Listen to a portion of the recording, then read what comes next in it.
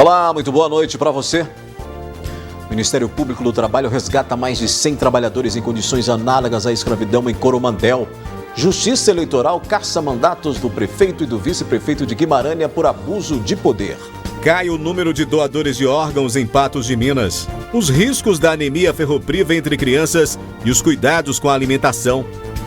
Jovem de Patos de Minas se prepara para concorrer ao título de Miss Minas Gerais. Você vai ver que é possível organizar sua geladeira e melhorar a conservação dos alimentos. Uma boa ação. Roupas e calçados são deixados para doação em banca. Mãe faz apelo em busca de ajuda para pagar o tratamento médico da filha. As ações de alerta e cuidados contra o câncer de mama. Com baixa procura por vacinas, tem início a campanha de multivacinação como incentivo para a imunização. Boletim confirma mais uma morte por Covid em Patos de Minas. Mas a ocupação hospitalar continua com percentual em baixa. Tem ainda a análise da notícia e muito mais informações a partir de agora no NTV News.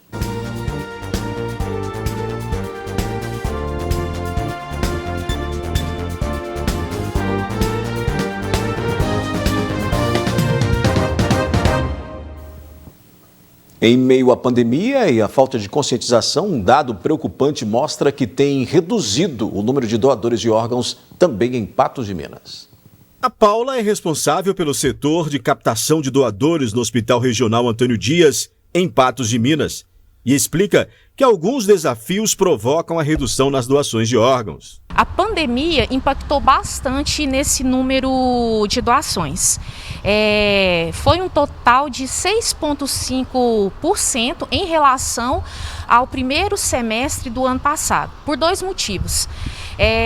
A contaminação do vírus mesmo, pacientes que evoluíram a óbito e, porém, eram contraindicados para doação devido à contaminação do Covid e por conta também da logística, porque pacientes que fechavam o protocolo teriam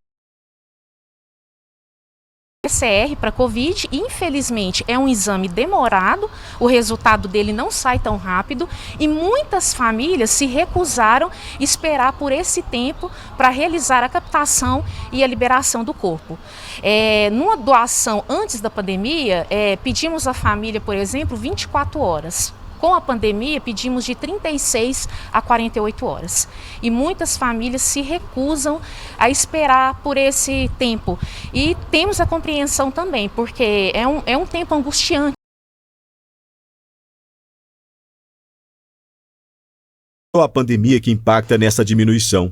No estado de Minas, além da queda de mais de 30% nos transplantes realizados no comparativo entre 2019 e 2020, o aumento da recusa familiar é outra questão que preocupa.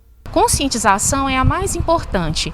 Eu falo que a recusa familiar, a mal informação e a mal compreensão do protocolo de morte cerebral são nossas maiores dificuldades. Mesmo nos dias atuais, as pessoas têm muita dificuldade em compreender o que é um protocolo de morte cerebral, entender a forma complexa dele. Então, a gente tem muita recusa familiar por conta da malformação e dessa compreensão do protocolo de morte cerebral. Em todo o país, segundo o levantamento da Associação Brasileira de Transplantes de Órgãos, o número de doadores caiu 26% em 2021. Para a Paula, é preciso que, além da conscientização, ocorra também a sensibilidade para promover a vida. A única coisa que tem que ser feita é isso, é você comunicar à sua família, aos seus amigos, aos seus responsáveis em vida, que você é um doador de órgãos. Tudo facilita para a doação. Muitas famílias, às vezes, recusam essa doação por não saber que o paciente teria essa vontade ou não de ser doador. Então, eu sempre trabalho em minhas campanhas, conscientizo o pessoal, os estudantes de medicina, de enfermagem aqui do hospital, sobre a importância de falar em vida que você é um doador de órgãos. Você sabe o que é anemia ferropriva? Se não, fique muito atento à reportagem a seguir, que vem com um alerta sobre a nutrição das crianças e os riscos provocados por essa condição. Estudos recentes mostram que de cada 3 crianças no país, pelo menos uma apresenta uma condição clínica chamada de anemia ferropriva. A anemia é a falta de células vermelhas no sangue, né?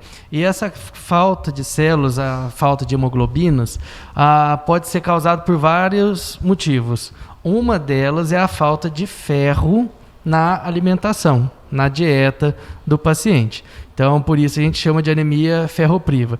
Temos outras anemias por falta de vitaminas, por problemas reumáticos, problemas imunológicos, né? Mas e por perdas sanguíneas também. Temos muitas anemias por perdas, por sangramentos, né? E temos várias causas de anemia. Mas a anemia ferropriva é por uma falta de ferro na alimentação ou até mesmo uma falta de disponibilidade do ferro. Você até consome o ferro, mas não consegue absorvê-lo. Essa nutricionista chama a atenção para a necessidade de se ficar muito atento à qualidade dos alimentos. Isso foi até discutido no Congresso da Associação Brasileira de Obesidade, que acabou sábado passado, né? A ABESO, que chama a instituição. As crianças, na vida moderna, elas estão sendo muito expostas a alimentos industrializados, né? Muito marketing de alimentos industrializados. Não sei se você era da época do tome chambinho porque você vai crescer mais forte. Leite em pó fortificado, bolacha recheada, fortificada.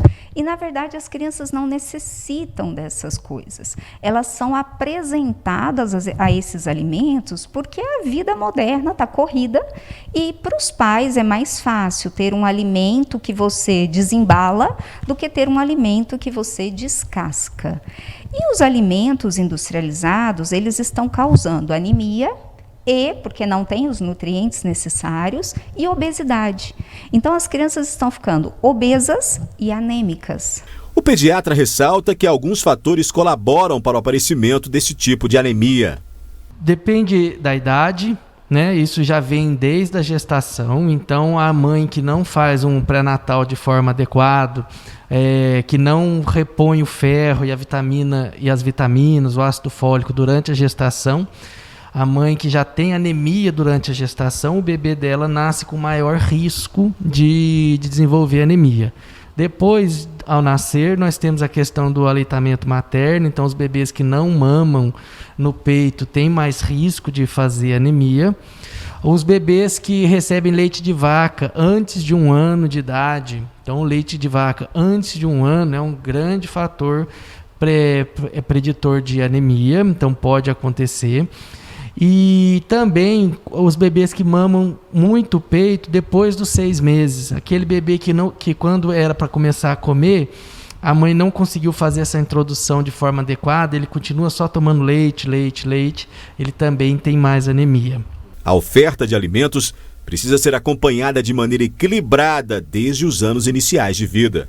O ferro, para ele ser absorvido também, ele não é muito bem absorvido em ambientes ácidos. Então, quando o bebê está tomando alguma medicação para refluxo, isso pode atrapalhar a absorção do ferro.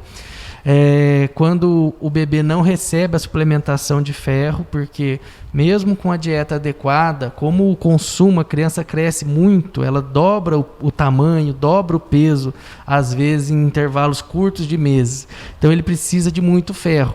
Então é importante o bebê fazer a suplementação do ferro. Mudou recentemente a orientação, isso tem coisa de 15 dias. Então o bebê saudável, ele deve receber suplementação de ferro a partir do 6º mês. Então o bebê que não recebe essa suplementação, mesmo comendo bem, ele tem maior risco de fazer a anemia. O que a gente deveria fazer? Se organizar. Priorizar algumas coisas nos nossos lares. As crianças não nascem conhecendo esses alimentos, né? Então, os pais deveriam, ao final de semana, programar, deixar os alimentos picados, lavados. O que a gente teve que fazer na pandemia é o que a gente deveria fazer, né, na nossa rotina. E evitar industrializados. A endocrinologista dá dicas sobre quais alimentos são ideais para absorções saudáveis do ferro. O ferro ele é encontrado, o ferro que é mais biodisponível para o organismo, ele é encontrado na carne vermelha, né? Que teria que ser uma carne vermelha magra, já que a gente também enfrenta uma pandemia de obesidade. É encontrado também no feijão. No feijão há uma coisa bem legal para você ter uma absorção melhor do ferro. Você deixa o feijão de molho por 4 horas, ferventa aquele feijão rapidinho, joga aquela água fora e cozinha em outra água. Isso é até bacana porque economiza gás, você não precisa cozinhar na panela de pressão, você não precisa tem um tempo menor de cozimento. E os vegetais verdes, brócolis, couve, mas o ferro dos vegetais ele é um pouco menos biodisponível. Então, os feijões, grão de bico, lentilha, ervilha, são as maiores fontes de ferro após a carne vermelha. O médico lembra que é preciso procurar tratamento imediato e alerta para os riscos que esse tipo de doença provoca aos portadores. A anemia crônica interfere em toda a vida da criança. Primeiro no desenvolvimento mesmo, no ganho de peso, no desenvolvimento de altura. Depois interfere em questões de indisposição, fraqueza muscular, sonolência excessiva, tonturas, quedas frequentes. Atrapalha no sistema cognitivo, então a criança vai demorar mais a falar, vai demorar mais a ter as habilidades motoras adequadas. Isso tudo por uma anemia crônica.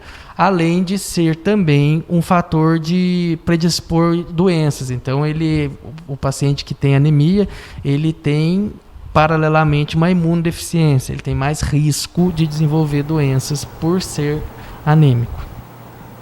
Boas dicas, né? Depois do intervalo, você vai ver que é possível organizar a sua geladeira e melhorar a conservação dos alimentos. E jovem de Patos de Minas se prepara para concorrer ao título de Miss Minas Gerais. Agora a gente fala de beleza, né? Depois de ser escolhida Miss Patos de Minas, a jovem Brenda Evelyn representará a capital do milho no concurso Miss Minas Gerais, que acontece no dia 16 de outubro. A paixão de Brenda Evelyn pelas passarelas vem desde a infância. Aos 3 anos de idade, ela desfilava pela primeira vez e sequer imaginava que aos 21 anos seria Miss Patos de Minas e representaria a cidade no concurso de Miss Minas Gerais. Eu sempre amei concursos de beleza, sempre me identifiquei muito, mas infelizmente eu sofri muito bullying quando eu era mais nova, então eu nunca me via naquela posição. Até que um dia meu pai chegou em mim e me falou que eu era do tamanho dos meus sonhos, e aquilo me incentivou de uma forma que eu fui e me candidatei, e aqui estou eu. Eu já me candidatei uma vez para Rainha do Milho, mas eu era totalmente inexperiente, não tinha noção nenhuma de passarela, de oratória também. Hoje eu faço até aula de oratória. E inclusive conheci uma menina que é minha antecessora e ela me incentivou super, e esse foi o segundo concurso que eu participei e eu consegui. Brenda é uma das 28 garotas que concorrem ao título de Miss Minas Gerais. O evento acontecerá entre os dias 14 a 17 de outubro, com a grande final sendo realizada no dia 16 aqui em Patos de Minas. É o Miss Minas Gerais, que acontecerá do dia 14 a dia 17 de outubro, e eu conto com vocês para me ajudarem aí na torcida, que será aqui em Patos, inclusive. Entre os dias 7 a 14 de outubro, ocorrerá a etapa de popularidade da competição, em que as pessoas poderão votar nas candidatas por meio do site www.miss-minasgerais.com.br. Tem a votação lá no site, que vai começar dia 7 até dia 14, meio-dia, a votação. E é só você chegar lá e votar em mim, na minha fotinha vai estar lá, então é isso.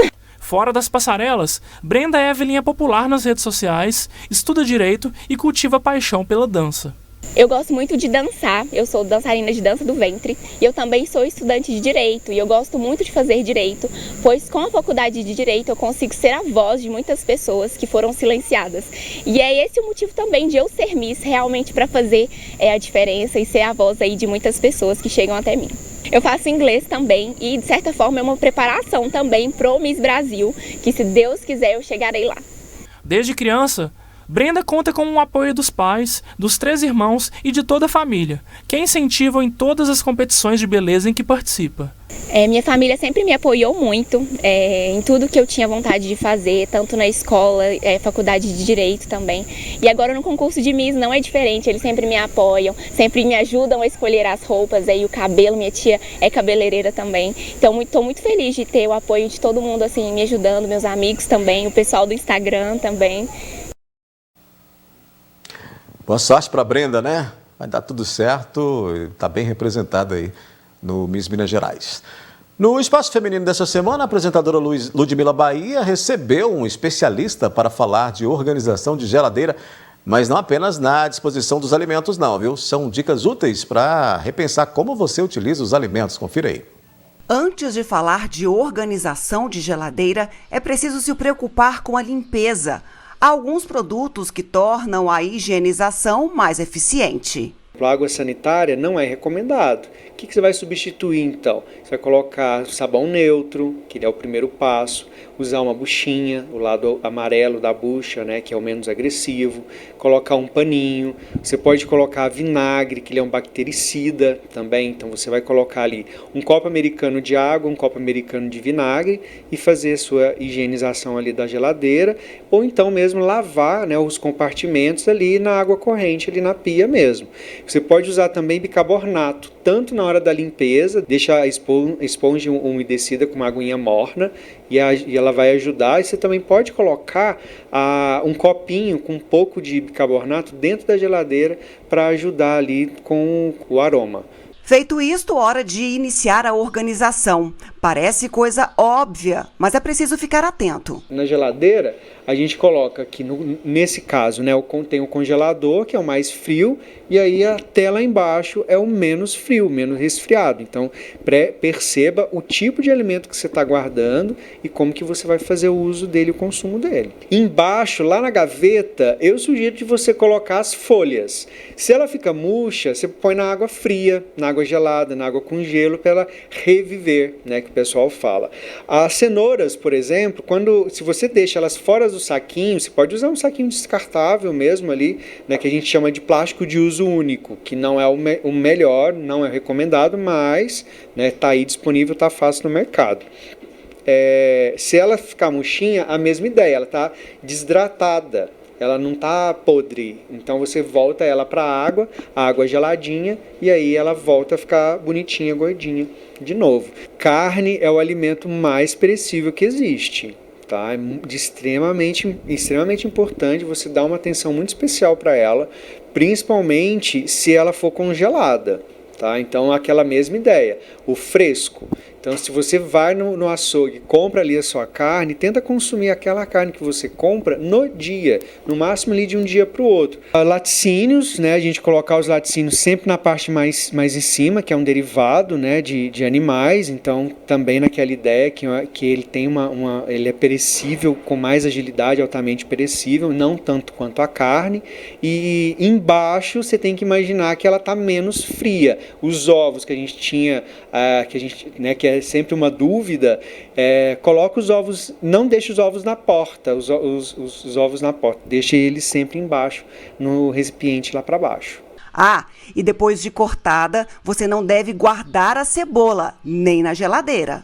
A cebola partiu, você usa, então te recomendo. Eu não gosto muito de cebola, compra cebolas menores e pica ela bem pequenininho, que não vai fazer diferença no seu prato e vai deixar muito mais saboroso. E ao abrir um enlatado, é melhor consumir logo, mas o ideal é preferir pelos não processados. Se você abre aquele enlatado e vai comer, por exemplo, salsicha, 2, 3 salsichas, ali tem 10. O que você vai fazer com o restante? Você pode bater, você pode misturar no arroz, passar no feijão. Então não deixa aquele alimento por muito tempo ali mesmo sendo enlatado. Sei lá, a gente dê essa opção. Pode ser um milho, por exemplo, mas qual que é a ideia? Sempre alimentos frescos. Os industrializados, processados, semi-processados, ultraprocessados é uma opção quando você não consegue comer os alimentos ali preparados na hora de preferência. O processo de cozimento do alimento, ele perde muitas propriedades. Então, se você coloca ali dentro e acontece o resfriamento do alimento, você pode estar comendo um lixo resfriado. E para quem gosta de adiantar os preparos dos alimentos e congelar, repense. O especialista explica que não é adequado, porque pode perder as propriedades nutricionais. No caso do feijão, por exemplo, há dicas de preparo para cozimento mais rápido. Se você deixar o feijão de molho com limão, ele vai ajudar na hora do cozimento ser mais rápido. Então, aquela cultura que a gente tem ali de deixar o feijão 1 hora na panela de pressão, 40 minutos e tudo mais, isso cai por terra. Tá? Então, para você fazer o feijão é mais fácil a cada 2 dias. Se você deixa ele de molho, que o cozimento não chega nem a 5 minutos. E tem mais dicas. Presta bastante atenção, a partir do momento que se você está usando os industrializados, como que está nos rótulos o consumo após aberto. Tá? Então isso é muito, muito, muito importante. Deixar alimentos ali por muito tempo, depois você ficar consumindo esses alimentos mais antigos, vai te dar problemas sérios de saúde. Dicas importantíssimas, né? Fazer em casa então. Seguir essas dicas aí e dar uma melhorada na sua geladeira, tá? A seguir tem a previsão do tempo para o primeiro fim de semana de outubro. Mãe faz apelo em busca de ajuda para pagar o tratamento médico da filha. E vamos mostrar uma boa ação. Roupas e calçados são deixados para doação em banca.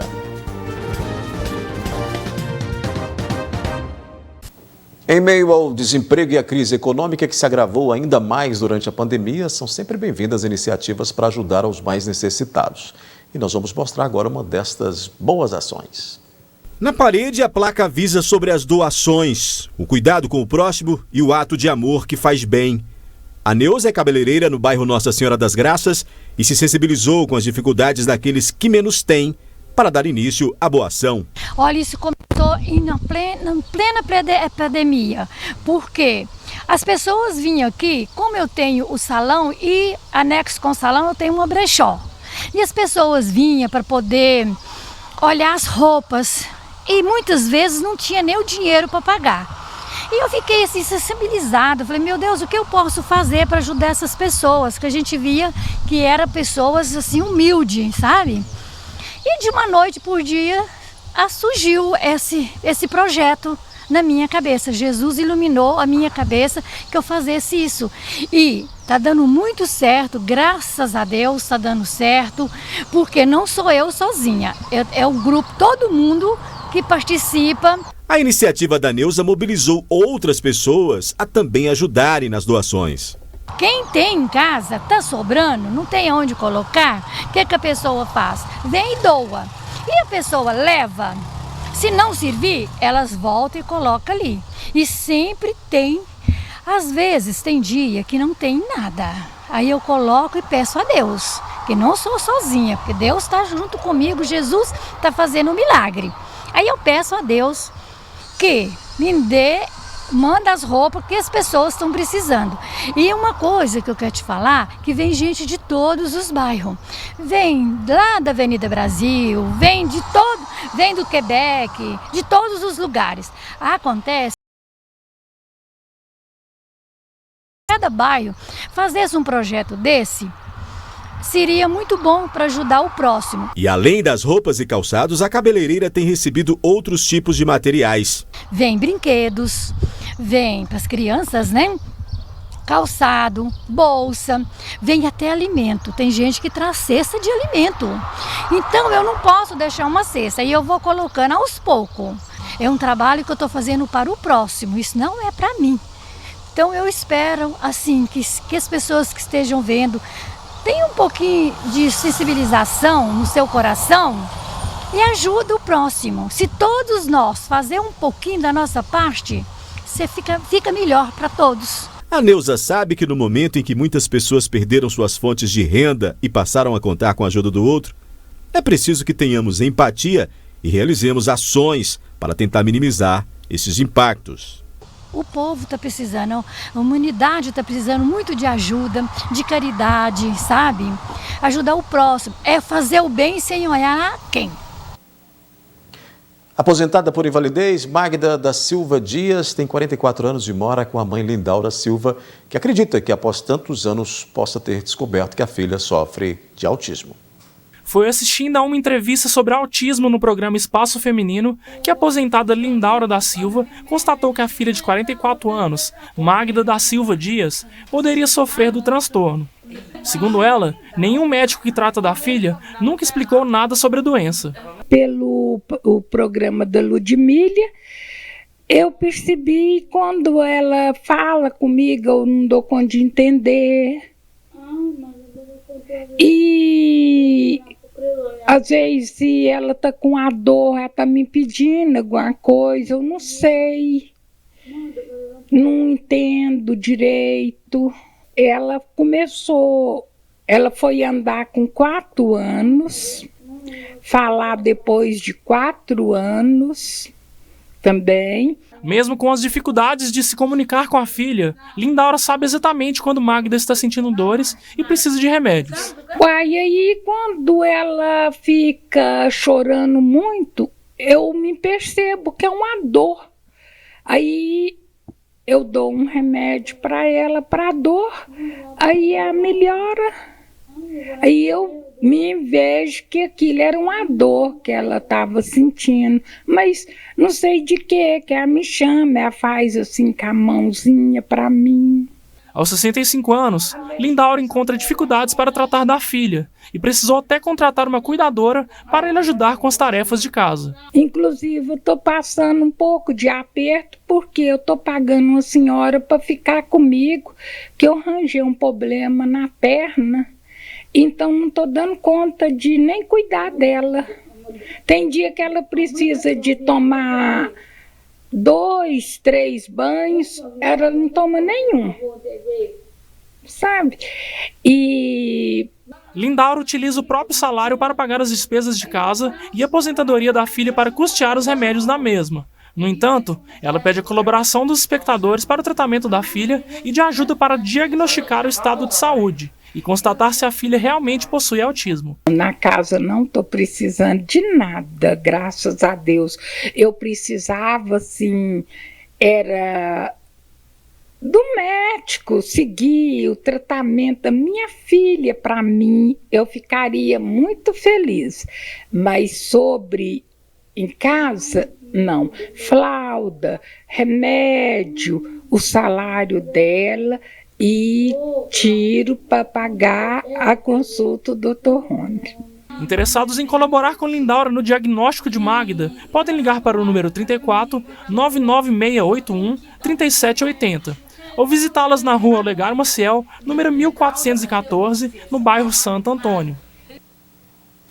O primeiro fim de semana de outubro deverá ser com muito calor na região, mas com possível instabilidade, viu? Vamos conferir os detalhes na previsão do tempo. Previsão do tempo. Oferecimento New Color. Sua idade, seu desconto New Color. Aproveite! A umidade relativa do ar varia entre 20% e 70%. Em Patos de Minas, de acordo com o IMET, o sábado deve ser com poucas nuvens pela manhã, mas com possibilidade de chuva isolada nos períodos da tarde e noite. E as temperaturas variam entre 19 e 37 graus na capital do milho. No domingo, a máxima prevista é de 35 graus. Em Varjão de Minas, mínima de 23 e máxima de 36 graus no sábado. Mesma previsão para o domingo. Em São Gotardo, mínima de 22 e máxima de 35 graus tanto no sábado quanto no domingo. Em Lagoa Grande, os termômetros oscilam de 28 a 38 graus no sábado e de 26 a 38 graus no domingo. E em Guimarães, a previsão é de mínima de 22 e máxima de 33 graus no sábado. E no domingo, as temperaturas variam entre 23 e 34 graus.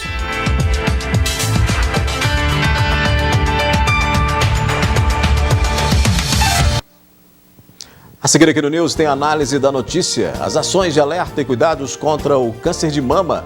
Com baixa procura por vacinas, tem início a campanha de multivacinação com incentivo para a imunização. O boletim confirma mais uma morte por Covid em Patos de Minas, mas a ocupação hospitalar continua com percentuais em baixa. 1º de outubro, começando um novo mês e o alerta para o câncer de mama. O outubro fica rosa para chamar a atenção dos cuidados necessários com a saúde para a prevenção e detecção precoce da doença. A cada 3 anos, o Instituto Nacional de Câncer estima a ocorrência de 8.250 novos casos de câncer de mama em mulheres em Minas Gerais. Só pelo SUS no estado, em 2019, foram detectados 5.590 casos da doença. Em 2020, o número foi de 5.211. Neste ano, até 15 de setembro, 2.886. De acordo com a Secretaria Estadual de Saúde, 1.726 mulheres morreram em 2020 por conta da doença. É a primeira causa de morte por câncer na mulher. Por isso, o alerta para os cuidados e sinais. O câncer pode se manifestar de várias formas na mama. Por isso é importante procurar uma consulta médica quando notar algum caroço palpável, alterações no mamilo, como fissuras e descamação, assimetria na mama, saída persistente de secreção pelo mamilo, alteração da pele da mama, como se estivesse áspera ou grossa, e gânglios palpáveis na axila. Destaque da nossa análise da notícia, que começa a partir de agora com a participação da jornalista Ayandra Faria, nesta sexta-feira. Boa noite, Ayandra. Boa noite, Odair. Boa noite ao pessoal de casa. Ayandra, a gente tem aí um início de mês, a gente tem aí uma campanha que todos os anos chama a atenção para esses cuidados necessários e importantes, né? Pois é, primeiro dia de outubro, e esse mês que é em mês em conscientização aí dessa doença tão presente, infelizmente, aqui no estado. A gente acabou de ver esses números de mais de 8.000 confirmações da doença, e isso serve para as pessoas terem atenção, né? Sempre essas datas servem para que as pessoas lembrem do autoexame, se lembrem de cuidar de fazer os seus exames de prevenção, exames de rotina. Embora, daí, há pouco tempo, a gente mostrou uma reportagem com o Dr. Ramon, do Centro Oncológico AZ, falando que a demanda pela procura desse tipo de atendimento oncológico diminuiu devido à pandemia aqui em Patos de Minas. Então, a gente sabe que todos os cuidados a gente deve seguir em relação à pandemia, mas que a prevenção e os cuidados em relação às outras doenças, elas não devem ser deixadas de lado e não devem ter atenção, voltar os olhos para ela.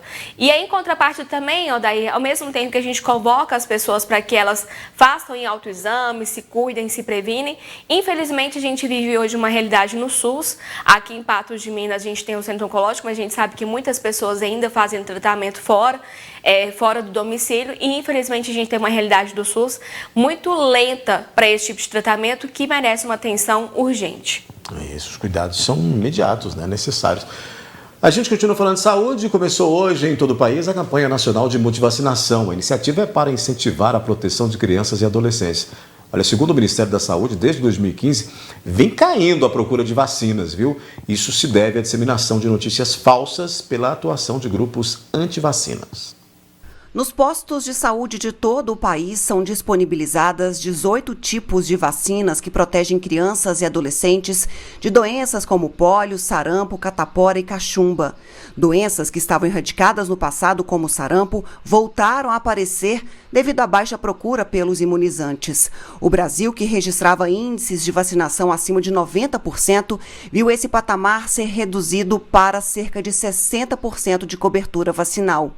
Entre as vacinas que estarão disponíveis de graça nos postos de saúde estão BCG, hepatite A e B, penta, pneumocócica 10 valente, AVIP, VRH, meningocócica C, VOP, febre amarela, tríplice viral, tetraviral, DTP, varicela e HPV. Estão disponíveis para atualização da caderneta de adolescentes as vacinas contra o HPV, DT, febre amarela, tríplice viral, hepatite B, DTPA e meningocócica ACWY. Pois é, a campanha de multivacinação segue até 29 de outubro, então anota aí. E na dúvida, claro, procure o posto de saúde para saber se está tudo em dia. Ayandra, nós já falamos disso aqui, inclusive, várias vezes, sobre essa baixa procura por vacinas. A gente cita, por exemplo, a vacinação contra a Covid, mas aí a gente fala dessa questão, inclusive com o alerta de especialistas da não procura por outras vacinas, o que pode gerar um risco maior. E essa campanha precisa ou já deveria estar em execução, mas ela chega em boa hora para alertar sobre isso também, né? Pois é, o que a gente viu, e assim como os testes aí, tratamento tratamentos oncológicos, que nós citamos aqui o Centro Oncológico AZ, que tiveram queda de buscas por atendimento, a gente percebe isso também nas campanhas de vacinação, na procura aí dessas vacinas que são urgentes e importantes, principalmente para crianças. A gente percebe que isso aconteceu também, mas isso, Odair, não é uma questão específica aí da pandemia, não. Isso, infelizmente, já vem acontecendo há um tempo. A gente sabe da importância das redes sociais para tantas coisas, mas, infelizmente, há uma campanha contra a vacina muito grande hoje em dia, principalmente aí entre as pessoas mais jovens. E a gente lembra que muitas doenças só foram erradicadas no Brasil, como o sarampo, devido à vacinação. E, mais recentemente, nós estamos vendo aí essas doenças voltarem à tona, surgirem novamente, justamente porque há um lapso aí de algum público que não está se imunizando. Então é importante que os pais, principalmente os pais que são quem podem levar essas crianças para se vacinarem, ou os responsáveis legais, tomem essa consciência e levem eles para se imunizar e se protegerem de doenças que podem, inclusive, levar à morte. Então, atendam esse chamado do governo e vão se vacinar. Esse tipo de desinformação ocorre no mundo todo, em várias partes do mundo. E, infelizmente, com a globalização das informações, né, com a velocidade, as fake news vêm juntos. E aí muita gente assimila isso, politicamente ou não, acaba interferindo, assumindo isso e divulgando de forma errada. Infelizmente, né? Isso a gente está acompanhando também no público mais jovem, que foi convocado para vacinar contra a Covid-19 e que teve uma adesão mais baixa em relação ao público de adultos ou até de idosos. Sim. Que logo que foram convocados já foram se imunizar. É uma pena que esse tipo de coisa ainda ocorra. Vamos falar dos números da Covid-19, vamos colocar o boletim na tela, né? O boletim epidemiológico da Secretaria Municipal de Saúde desta sexta-feira, mostrando que 16.872 pessoas conseguiram se curar da doença. Ao todo, ainda 103 doentes se recuperam em casa, foram aí confirmados mais 4 novos casos nas últimas 24 horas, o que eleva para 17.525 o número de infectados desde o início da pandemia, né? Ao todo, apenas 2 patenses estão aí internados, sendo que um deles ocupa leito de UTI. O boletim confirmou mais um óbito por Covid. A vítima é uma mulher de 70 anos de idade que faleceu no dia 25 de setembro. Portanto, os números aí nos comparativos entre ontem e hoje, esse novo óbito, Aendra.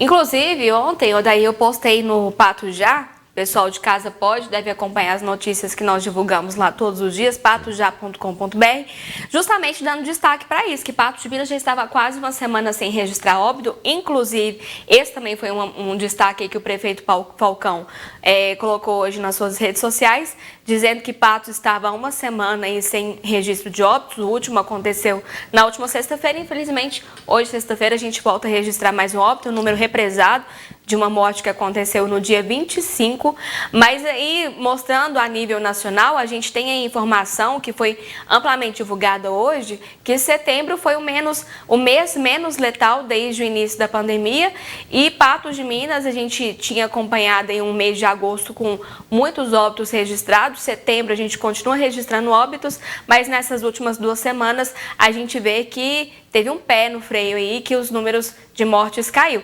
Mas continuam ocorrendo as infecções, embora poucas, de um dia para o outro também continuam ocorrendo.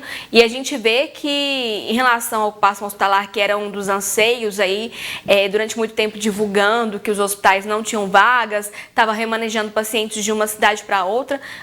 Hoje a realidade de Patos de Minas é diferente. A gente observa, inclusive, que os hospitais públicos e privados estão desmobilizando leitos devido à baixa ocupação.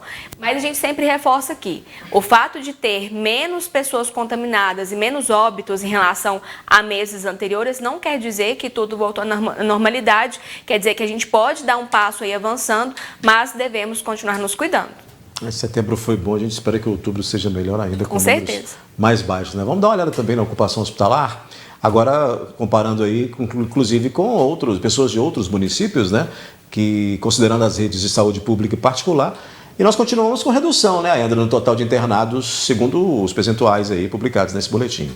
Pois é, reforçando aqui o que a gente traz de destaque aqui, que é em relação justamente a isso mesmo, que menos pessoas infectadas, menos ocupação hospitalar, e aí desafogando esses leitos que, embora tenham que existir, estejam prontos para uma possível nova onda aí de infecção, que é o que a gente não espera, mas que tem que ter essa atenção, esse olhar também da gestão de saúde, mas a gente espera que esses leitos possam ser usados e desafogados aí para outros atendimentos de saúde, porque esses outros atendimentos eletivos, sim, a gente está vendo que há uma grande demanda e que precisam continuar acontecendo esses tratamentos eletivos para desafogar a fila. Muito bem, a gente vai fazer uma parada rápida aqui, né? Depois do intervalo, Justiça Eleitoral caça mandatos do prefeito e do vice-prefeito de Guimarães por abuso de poder. Você vai ver também que o Ministério Público do Trabalho resgata mais de 100 trabalhadores em condições análogas à escravidão em Coromandel. O Ministério Público do Trabalho realizou essa semana uma grande operação para resgatar mais de 100 trabalhadores em condições análogas à escravidão na região de Coromandel. A mega operação que começou no início da semana foi realizada pelo Ministério Público do Trabalho com a participação da Polícia Rodoviária Federal. Parte dos trabalhadores estava em uma colheita diária e o restante em 2 carvoarias. No primeiro caso, estivemos em Coromandel, numa frente de trabalho de cultivo de alho. Já estava nas fases finais, no corte mesmo do alho para colocar nas caixas. Nós visitamos primeiro os alojamentos e nos deparamos com alojamentos em contêineres subdimensionados, né, com camas em beliche coladas umas nas outras, sem o distanciamento mínimo que a norma técnica prevê de 1 metro, mas com a Covid e as medidas de isolamento tem que ser de 2 metros, não havia nenhum distanciamento, nenhum conforto térmico e diversas outras condições de banheiros e de refeitório e condições de subdimensionamento. Depois partimos para as frentes de trabalho, onde verificamos trabalhadores sem qualquer abrigo contra o sol, sem intervalos para refeição, sem o descanso semanal remunerado e também sendo cobrados por equipamentos que utilizavam no trabalho, como botas e tesoura, uma coisa que a lei veda. Entre todos um conjunto de elementos que caracterizou essa situação indigna. O entendimento do grupo de fiscalização de combate ao trabalho escravo foi unânime no sentido de que as condições ali ofertadas aos trabalhadores estavam abaixo do patamar mínimo de dignidade que a Constituição e a legislação brasileira exigem para que a pessoa contrate trabalhadores. O MPT informou que nesta sexta-feira foram analisados os valores referentes às verbas trabalhistas previstas em lei. Este empregador reclamou da maneira como a ação foi realizada pelo Ministério Público do Trabalho.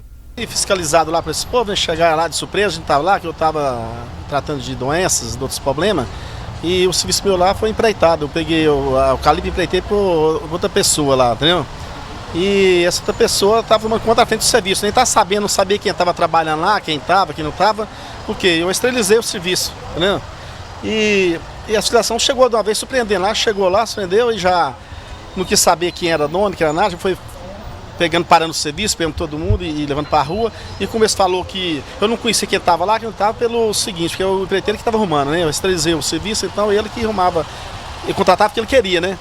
Mas aí na hora do pega para capar foi em cima de mim, né? Aí já vem os problemas tudo caiu em cima de mim. Aí eles não quis nem saber do assunto, nada. Mostramos o contrato, eles não quis nem olhar o contrato do meu com o empreiteiro, né? Já a responsabilidade era minha, tudo, mas por que é? Porque eu tinha alguma coisa para poder pagar as multas, o outro não tinha, então eles vêm em cima de mim. Então eu achei muito errado o que eles estão fazendo, né? E chegamos aos estabelecimentos e realmente as condições eram degradantes de trabalho. A água ofertada, ela não tinha potabilidade, ela ficava armazenada em uma caixa d'água aberta, os trabalhadores dormindo no chão, tinha um trabalhador inclusive dormindo ao relento, dormindo na área exterior da casa, as condições de trabalho inseguras, os trabalhadores expostos a essa atividade que ela envolve uma diversidade de riscos ocupacionais, sem nenhuma medida de segurança, sem a oferta de equipamentos de proteção individual para realizar as atividades, ou seja, um conjunto de irregularidades, né, que acabam por ferir a dignidade desses trabalhadores. A partir do momento em que a equipe constata que a condição é análoga de escravo, são vários desdobramentos, né, juridicamente falando. O empregador ele passa a responder tanto na esfera civil, administrativa e criminal. A esfera civil é a indenização tanto dos trabalhadores, que essa condição precária, análoga de escravo, gera um dano moral. Então, cada um deles, né, tem direito ao recebimento de uma indenização por dano moral. Além disso, a própria sociedade tem que ser indenizada, porque hoje não se tolera mais uma pessoa trabalhar, né, nessas condições. Então o ordenamento jurídico, ele repudia essa situação de modo que a sociedade tem que ser indenizada, é o que se chama dano moral coletivo. Além disso, existe a seara administrativa, que são as multas, as infrações que esse empregador também vai responder. E, em terceiro lugar, existe a seara penal, porque é um crime a submissão de pessoas à condição análoga de escravo. Então, não são esses órgãos que vão propor ação, é uma outra instituição, o Ministério Público Federal, vai propor uma ação para buscar punição também criminal desse agente. O auditor fiscal do trabalho detalhou ainda quais os direitos destes trabalhadores que foram resgatados pela Força Tarefa. São vários valores, né? Em primeiro lugar, as verbas trabalhistas pelo que ele trabalhou, saldo de salário, 13º, aviso prévio, a indenização que eu falei por dano moral individual e, além disso, todo trabalhador resgatado tem direito ao recebimento do seguro-desemprego em 3 parcelas para ele se manter no curto prazo até conseguir uma nova colocação. Eles vão para as próprias casas, né, com o transporte pago também pelo empregador para tentar então começar uma vida nova, né? Ainda o que não dá é para esse trabalhador passar por essa situação, né? Aí alguém vai dizer, mas eles sabiam que as condições lá não eram tão boas. Mas não é assim que funciona, até porque há uma fiscalização, há uma legislação que precisa ser seguida por todos os empregadores, né?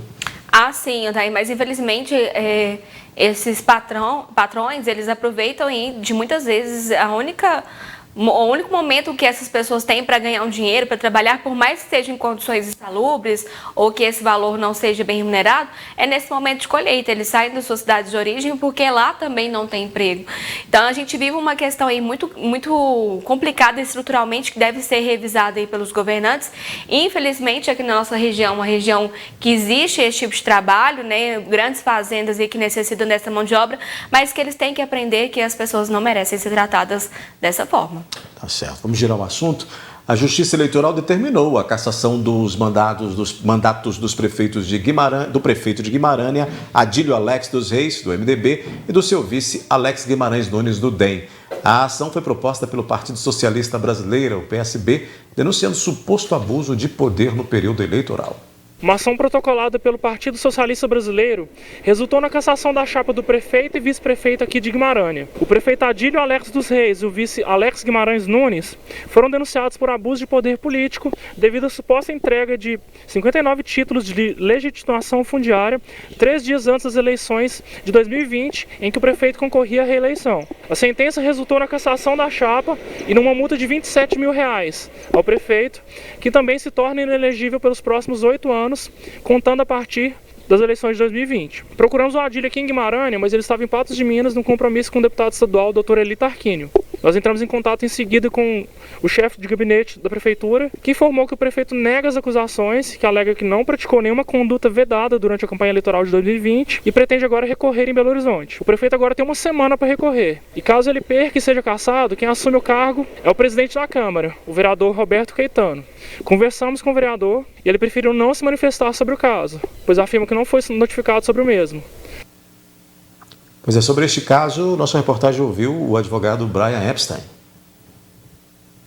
A entrega de títulos de legitimação fundiária de imóveis do município de Guimarães já ocorria desde 2017, ano em que Adílio foi eleito como prefeito pela primeira vez. O advogado Brian Epstein esclarece que mesmo com a sentença que poderá resultar na cassação do prefeito e do vice Alex Guimarães Nunes, a entrega de títulos obedecia ao devido processo. A sentença reconheceu que foi distribuído benefício público no ano eleitoral. Contudo, o que se vê no processo é que a conclusão do processo de concessão de áreas foi realmente concedido próximo às eleições, mas o processo para essa concessão já durava um significativo tempo e foi obedecido todo o devido processo. Em nota, Adílio e Alex afirmam respeitar a decisão da Justiça Eleitoral, mas alegam que em momento algum praticaram qualquer conduta vedada durante a campanha eleitoral de 2020 e que irão recorrer em Belo Horizonte. Foi dada pelo juiz da Zona Eleitoral, Dr. Marcos Bartolomeu. Essa decisão, ela cabe recurso eleitoral no prazo de 3 dias, e esse recurso, segundo previsão da própria lei, ele é recebido em efeito suspensivo. Ou seja, os prefeitos o prefeito e o vice não serão afastados do cargo imediatamente, só após próximo julgamento. Inicialmente, o prefeito e vice-prefeito de Guimarães ainda permanecerão nos cargos enquanto o processo tramita. Além da decisão proferida nesse processo de investigação eleitoral, o advogado também afirma que poderão ocorrer outros inquéritos no âmbito criminal. Aí nós temos uma decisão da Justiça que cabe recurso, vai recorrer, evidentemente, mas como o doutor Epstein falou aí, eles se mantêm no cargo até que haja um novo julgamento desse recurso que o prefeito e o vice-prefeito vão aí buscar, né, Andra? Pois é, o trâmite é esse. Eles vão recorrer, nesse prazo eles continuam aí no mandato. Caso, em última instância, eles percam, o presidente da Câmara assume e aí depois haveria uma nova eleição. Fato é que a gente tem que esperar os resultados desses recursos. Em primeira instância, pela Justiça Eleitoral, foi comprovada, então, abuso de poder, compra de votos. Somente essa multa é somente para o prefeito, não o vice-prefeito, que fica inegível, mas a gente acompanha aqui os próximos passos. São duas situações que acontecem em cidades próximas, né? Cruzeiro da Fortaleza também passa por um processo assim, e a gente aguarda aí a apuração. E aí caça os dois porque caça a chapa, né? Caça a chapa. Caça o diploma da chapa, por isso os dois, teoricamente, já teriam sido caçados, mas vão aí esperar novas decisões da Justiça após esse recurso. Aí, André, com essa a gente fecha a nossa análise de hoje. Amanhã no News você vai estar por aqui de plantão, vou estar em casa te assistindo, tá? E que a gente possa ter aí um sábado com muita informação, mas com boas notícias, viu? Desde já agradeço a audiência, espero que vocês também me acompanhem aqui amanhã. Enquanto isso, a gente fica rezando aí para que o sábado seja um pouco mais refrescante do que essa sexta-feira, que foi bastante quente. Tá precisando chover, né? Boa noite a todos, obrigado pela companhia. A gente se encontra na segunda. Boa noite, até amanhã.